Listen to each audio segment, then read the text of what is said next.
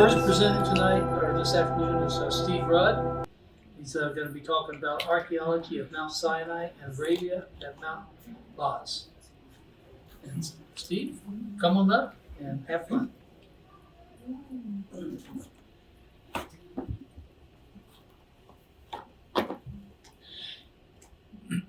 The Bible gives us an indication of what we would expect or predict to find from potential archaeological sites at Mount Sinai. These include a one-year Hebrew occupation, a golden calf altar of Aaron, 300 potential graves of the Hebrews, 3,000 potential graves of the Hebrews, boundary markers separating the mountain from the people, the 12 pillars that Moses set up to represent the 12 tribes, Elijah's cave in 866 BC, a little later, but maybe he put some graffiti or left an ostracon there. So there is potential. As far as potential geologic sites at Mount Sinai, there would be the rock that Moses struck at Mount Horeb and the resulting riverbed that came from the water supply that supplied the water for the Hebrews. Number two, the cleft of the rock when God passed by Moses, that might be something geologically identifiable. The area the 70 elders stood upon geologically, and the blackened summit, a possible blackened summit because it says that the mountain was on fire. Now, a couple of years ago when I was filming with Tim Mahoney, Patterns of Evidence, and Red Sea Crossing 2, Scott Stripling took this photo of me while Tim Mahoney was asking me the question. And it went something like this. He walked up and he said, okay, Steve, we know that you do believe that Jebel Lawz is Mount Sinai. Tell us, as an archaeologist, what evidence is there that Moses was archaeologically at Jebel Lawz in Saudi Arabia? And I replied, nothing. I'm not aware of any. And then there was a pause. And then you hear somebody yell, cut! My next part of my presentation brings me no undiluted pleasure. Because what we're going to do is talk about the unicorn internet archaeology of Mount Lawz. And so what we find here then is this stuff permeates the internet. And to professional archaeologists on the team, all of us, it annoys us to no end to be asked about all these different things. But they include basically, you've got apparently, there is a column that is suggested to be set up by Solomon at the Nuiba crossing that marks the crossing point historically. We have Hebrew cow art petroglyphs. We have the altar, the L-shaped structure, the altar complete with animal chutes that Moses built. We have the golden altar for the golden calf altar of Aaron. Of course, we don't want to mention these things, but they're the CWs, the chariot wheels. Of course, the famous split rock of Moses. Here we have found the actual pillars that Moses set up to represent the 12 tribes. And of course, just to throw it over the top, there is a cave on this massive mountain, and that has to be the one that Moses was in. And of course, Elijah.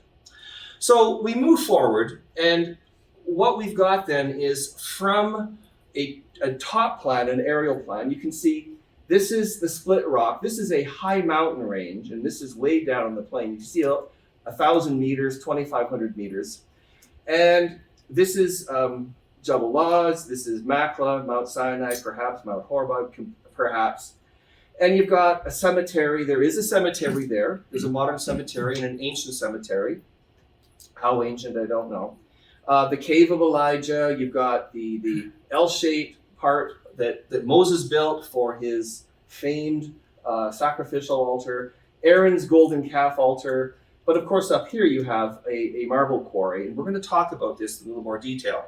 From a three-dimensional point of view, you can see, down here, this is the Gulf of Suez, the Gulf of Aqaba, the Straits of Tiran. You can see over here, here's on this side, this is where the split rock is. And here's Sinai, or this is Lawz, this is Makla, and you got the marble quarry. You come down 2.5 kilometers, 500 meters lower in elevation. You've got this L-shaped altar structure. Up here, halfway up, you've got a cave of Elijah.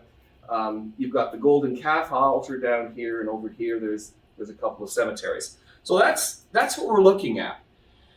I was able to secure the actual excavation report by the Saudis, the al-Bid excavation report of 2002. Now, what I want to highlight here is I want you to notice that this is good archaeology. It may not be up to the standards that we use at Shiloh. However, they do a good job. You notice they have grids, they have bulks, they have meter sticks, and what are these things?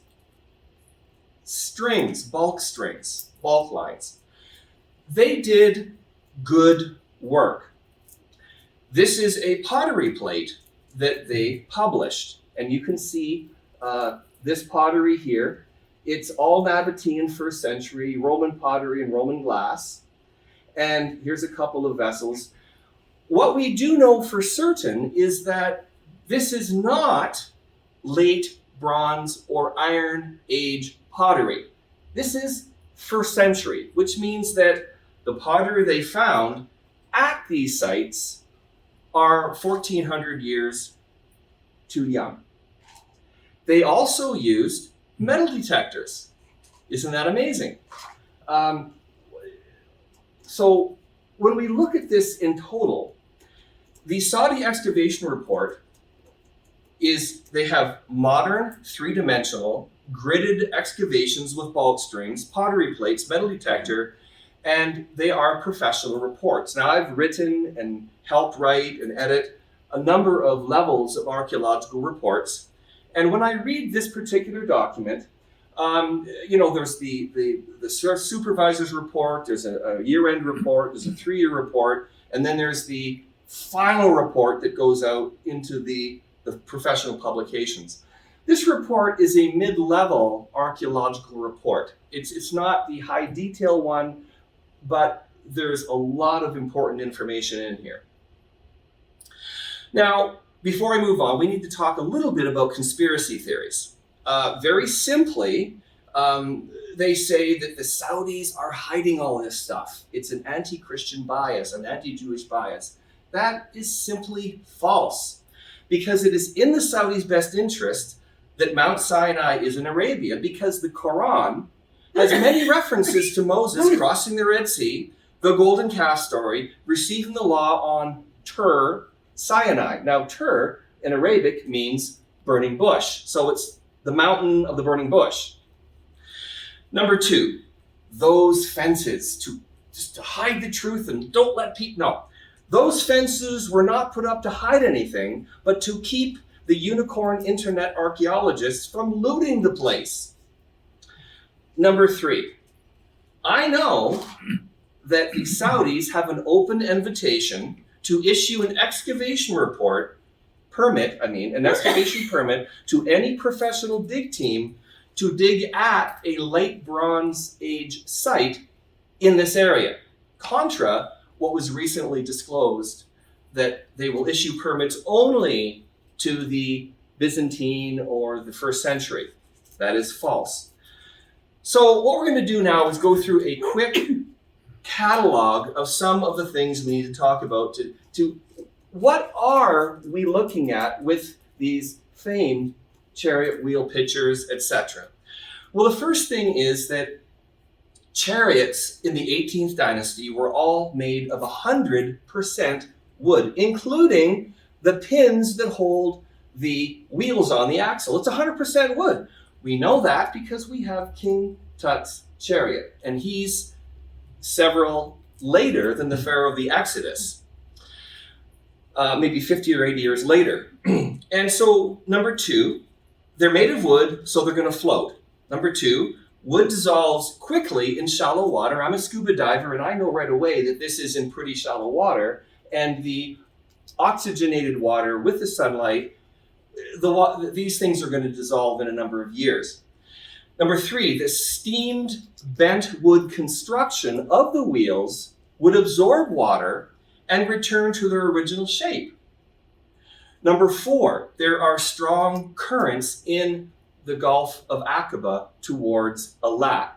That was even in the Red Sea Crossing 2 movie where they said, well, we got to be careful. And you were seeing the current pull people towards Eilat, even in the footage of Red Sea Crossing 2. So what I did was a little bit of research on this and found the specific gravity of water is 1. And if it's lower, like tamarisk and white ash, which are 0.58, 0.6, that means it's highly floatable. Well, chariots, we know, are built from tamarisk and ash. So this proves scientifically that these chariots were highly floatable. In fact, the buoyancy might be sufficient with a drowned animal lashed to it with leather to even float the animal for a period of time. But it gets even more interesting because I was able to do some research with oceanographic publications on the Gulf of Aqaba. Now, if you look at right here, the center one right here, and you see that each one of these are different periods of the year. April, this is what the Gulf of Aqaba does during the Red Sea crossing. This is in April, and you notice the currents come from the Straits of Tiran, centrifugal, and they go up, and then they end at Eilat. I found this to be quite perplexing. And what I learned is that if you have the longitudinal, so this is, here's the Straits of Tiran at the mouth of the Gulf of Aqaba, and down here is Eilat. The water travels along the surface and then drops down and then goes underwater out the Straits of Tiran, just like you see the mentioning here. And what you'll notice is this is the period of the Exodus, so it was a very strong current going down. What that means is if you're going to call James Cameron in to find chariot wheels, you need to look at the end of the Gulf of Aqaba at Eilat. That is where they would have eventually been water soaked maybe and sunk. Next, we need to talk about these monumental, memorial pillars that were apparently set up by Solomon. Here is a picture of one that you can see today at the Gulf of Aqaba at the Nuweiba crossing, which is favored by a number of people, but not myself. So here's some pictures of this column. Well, what I did was I wanted to do some investigative work. So I took my top team, which included Scott Stripling and Frankie Snyder and Suzanne Latimer and Abigail Levitz, and we found at Ashkelon, here they are. And I got a picture of me that Suzanne Latimer took standing on top of one of the broken. This is the identical column. How do I know that? Well, in November of 2021, one of my fellow staff members at Shiloh, the blessing of working with this amazing team, and if you don't join us this May, you're missing out. Lean Rittmeyer, he wrote this for me. I visited the Nuweiba beach many times in the 70s and walked along its shore, but never saw any such column. Exactly how Wyatt column appeared in 1978, as is claimed, is a mystery. But it was unquestionably made in the Roman Byzantine architectural style because of the trademark round molding at the top of the shaft. Wyatt's granite column is an exact match to the Byzantine architecture. Over 300 of these granite columns have been found in a handful of sites of Israel. These columns are always imported either from Egypt or Turkey, as none existed in Israel. Examples of this style can be seen at sites in Israel, such as Alea Capitolina, which is Jerusalem, Ashkelon, Caesarea.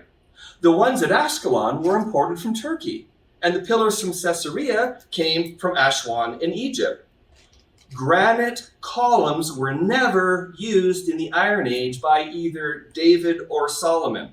The Wyatt column at Nuweiba can be confidently dated to the earliest of the early Roman, after the 1st century AD, or more likely to the Byzantine period, 4th to 7th century. And so basically we have them dated to the Severan period as a target of when these started to be produced. This is what these really are. They're early Byzantine. Now let's talk about the split rock. We've all seen this picture. Now there's a number of problems. First of all, Rephidim is the last of 15 stops after crossing the Red Sea before arriving at Sinai. And yet you've got Mount Jebel Lawz over here. It's on this side of the mountain. They cross, they come over, stop 14, and all the maps, this is where the water's coming out, right there through there, the water's coming out, and all the maps have them going right over top of the mountain, like a 10-minute day walk. You actually have to go all the way around. So it's logistically absurd and impossible. But more importantly, if we just take the Bible text, we notice from Exodus 17:6 that Israel complained at Rephidim, but Moses brought the water out at Horeb. It says, quote, "At Horeb you shall strike the rock and water will come out that the people may drink." Quote, Deuteronomy 9:21, the golden calf incident. "I, Moses, threw the gold dust of the golden calf into the brook that came down from the mountain." So Moses was told at Rephidim, when you get to Mount Sinai, next stop, strike the rock. Well, it makes sense. This is their water supply for the year they were there. They're going to go, 20 or 30 kilometers back and forth, transporting water on their head. No, the water is right there, and it says so. Aaron's golden calf altar. This is a natural formation. They say that Aaron, 80-year-old Aaron, built this very quickly in a few days. What did he do? Did he go back and commission some of the Egyptians or maybe aliens to create this? Well, what we find, in fact, is that this is a common natural geologic formation, because what we've got here is, you can see in the picture, this same natural, it's one there, there's one there, there's one there, there's one there. These are all over the place. And this is only the ones you see in the picture. Here's a picture of the replica, 2 meter wide, of Joshua's altar that we believe to be Joshua's altar. And altars at this time, in the late Bronze period, were small. The golden calf was the size of my cute little Chihuahua Nico. And the 10 Commandments, we speculate, were probably no bigger than the size of a Pop-Tart. Now, I've actually have this in my collection. This is Hittite, dates to the 16th century. It's a replica, but it's a perfect replica. It stands about that tall. They have a little pour spout to put blood in, and the blood go in, and it'll come out the mouth. This is how they did things. There's countless examples of these zoomorphic figurines, and they're all about this size. It was a small altar and a small golden calf. Even at Tel Dan, we find, those of you that have been there, we've got the larger outline, the steel, which is I date it to the period of Ahab, and then you've got a little smaller stone altar, clearly a different occupation level. And when you look at it closely, and I put my figurine on it, this is my replica, you can see. And so I date this to 1340 BC, Judges 18. This is Jonathan, the grandson of Moses. The Danites built this. And of course, the other altar was, this is what Jeroboam inherited. There was already a golden calf there. He just expanded it. And we've got, to introduce this, there's on this Aaron's altar, so they say, we have petroglyphs. Now, the Saudi report says the calf worship spread in north and southern Arabia. there is no doubt that the animal representations at the foot of Jebel al-Lawz and its surroundings were part of the overall cultural tradition. However, there is no correlation between the cattle figures located on or near Jebel al-Lawz and those worshipped in Egypt during the prophet Moses' time. Notice the respect they're giving Moses, which they do. The figures of cattle located on Lawz and in the Tabuk area have absolutely no similarity to the Apis and Hathor bulls, which were worshipped in Egypt during the Pharaonic period, of course, during the 18th dynasty. So here's a picture of, Aaron's, supposedly Aaron's altar that he built. And you notice the petroglyph is horizontal, but notice the stone has fallen off. So it used to be like this, but it's broken off, and yet the petroglyph is perfectly angled with the broken piece. If the altar was built at the same time that the petroglyph was built, this would be on the same angle as the surface, but it's not. So when you look at it, you can see all this has fallen down, and obviously, therefore, this fell down long after it was supposedly built by Aaron, and that's a good way of showing you that this is a natural formation. And they found hundreds of thousands of these petroglyphs. I've been on the summit of Mount Kirkum twice. I see them everywhere. I've seen the menorah. I've seen the Ten Commandments at Mount Kirkum. On both sides of the Gulf of Aqaba, there's many examples. It's very ubiquitous, this rock art of different styles. So in conclusion here, the Saudis reported the cattle figures located on Jebel al-Lawz with geographic patterns in their bodies, and in one case, a person worshiping an ox, are contemporary to the Nabatean period during which the marble quarry was active. We're going to talk about that in a minute. Also, the typical Nabatean thin redwares were found on the settlement site at the base of the mountain. On the contrary, no other artifacts of either period can be located on or at the base of Jebel Lawz, which strongly suggests that the marble quarry, the rock art, and the settlement are all from the same cultural period.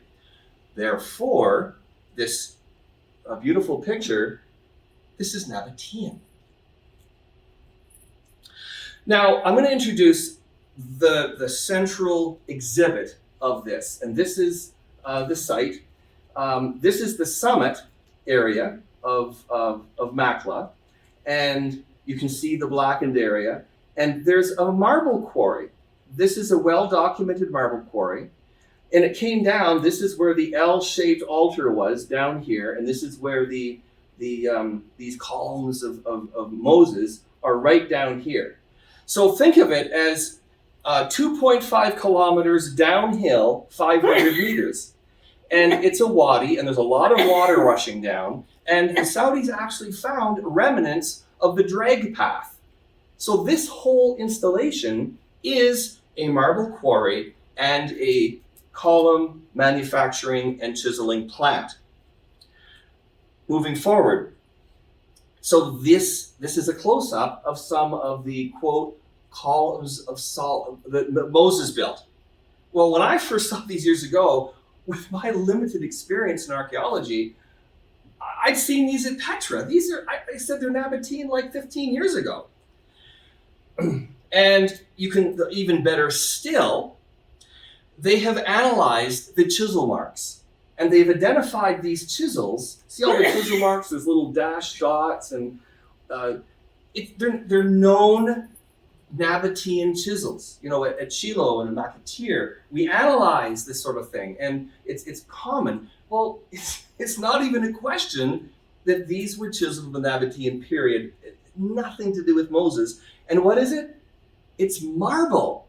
So it's being dragged from the top. When you go up top, you can see where they were quarrying the exact same rock, and they drag it down.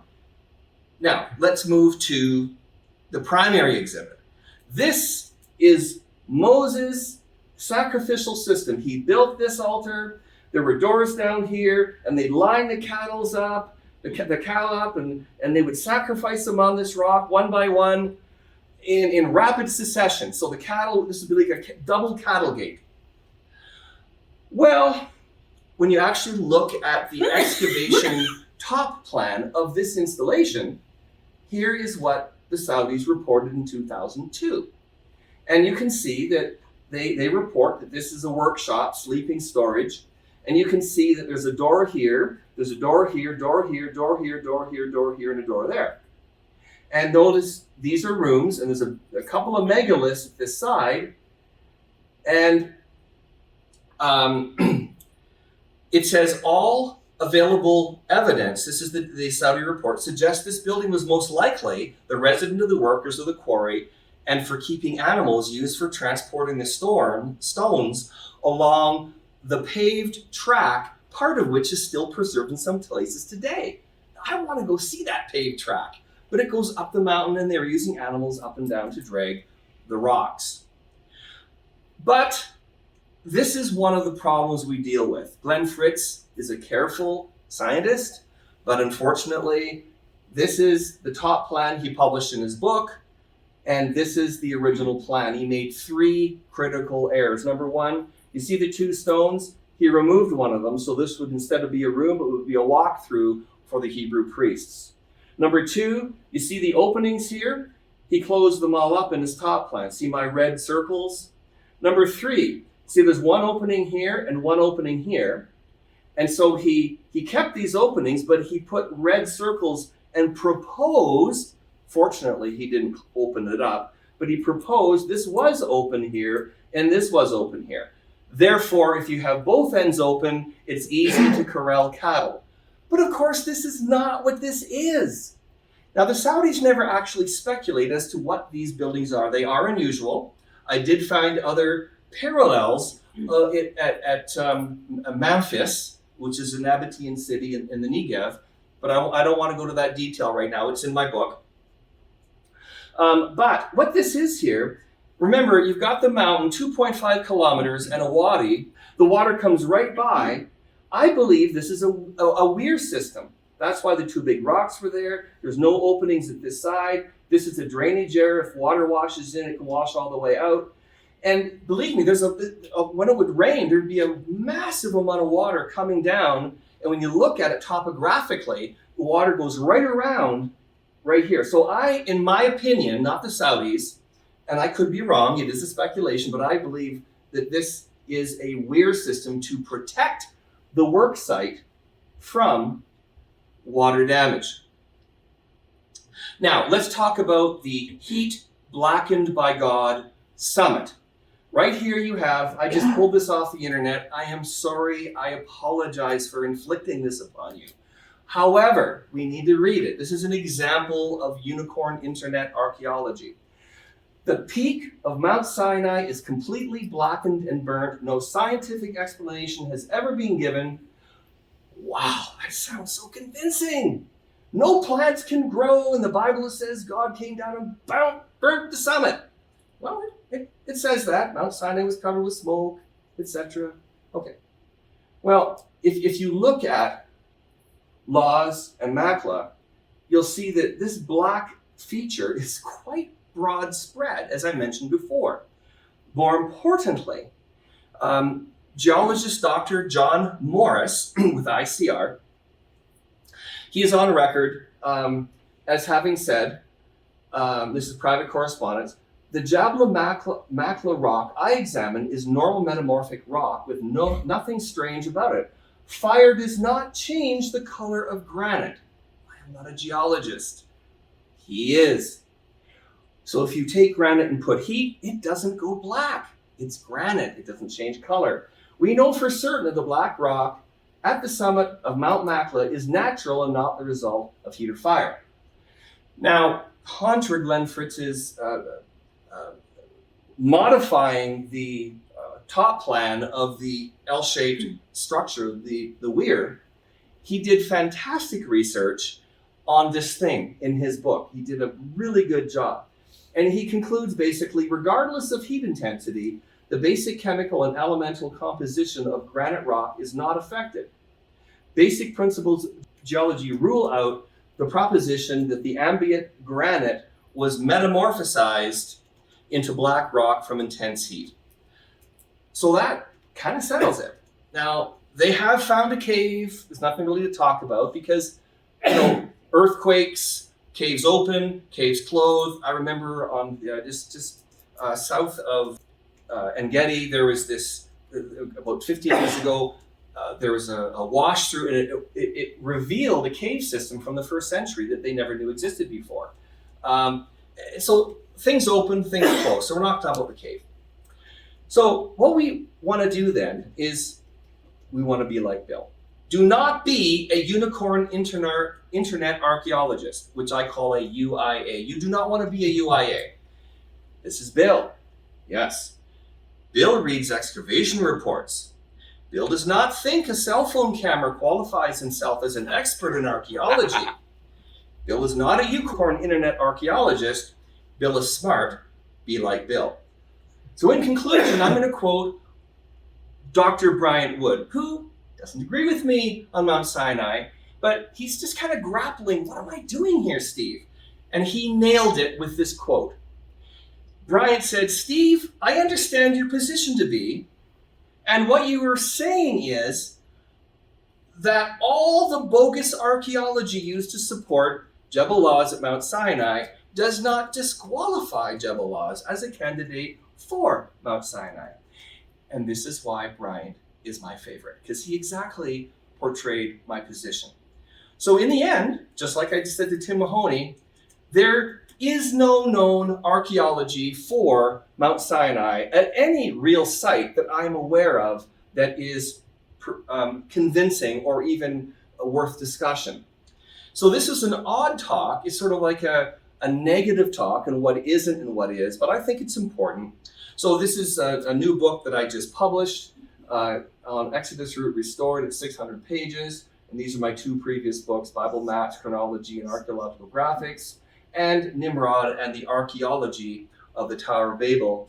And this presentation is online for free at bible.ca/NEAS. Thank you.